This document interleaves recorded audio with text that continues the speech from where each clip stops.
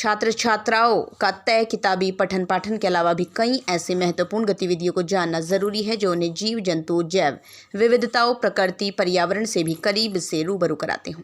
ऐसा ही जनपद चमोली के संकुल हंसकोटी के 13 प्राथमिक विद्यालय और एक जूनियर हाई स्कूल के शिक्षकों ने अपने छात्रों को अवसर प्रदान किया, जो अपने विद्यालय के छात्र छात्राओं को लेकर क्षेत्र के प्रसिद्ध कंकरखेत पर्यटन स्थल पर ले गए।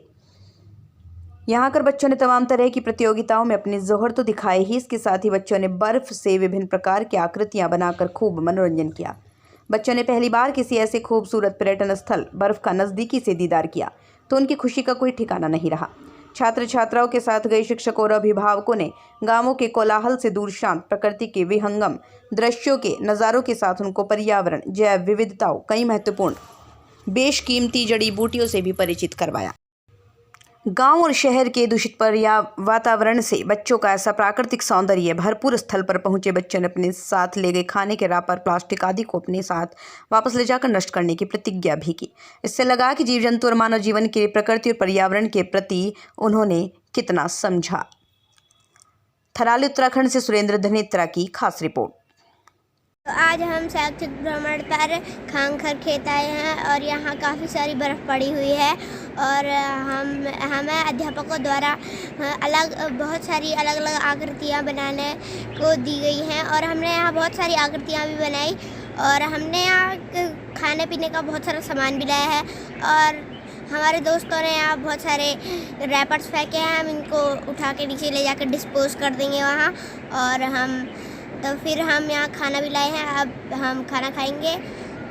तो हमारे अध्यापकों द्वारा हमें पेड़ पौधे और ग्लोबल वार्मिंग के बारे में बहुत बातें बताई गई है, पर्यावरण के बारे में भी। तो हम सारे बच्चे मिलकर खूब आनंद ले रहे हैं बर्फ़ का।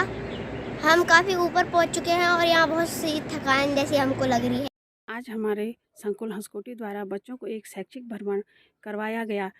और शैक्षिक भ्रमण के लिए हमने स्थान चुना कंकरखेत, जो कि एक बहुत ही पर्यटक स्थल है और वहाँ का जो सौंदर्य है वह बहुत ही अद्भुत है।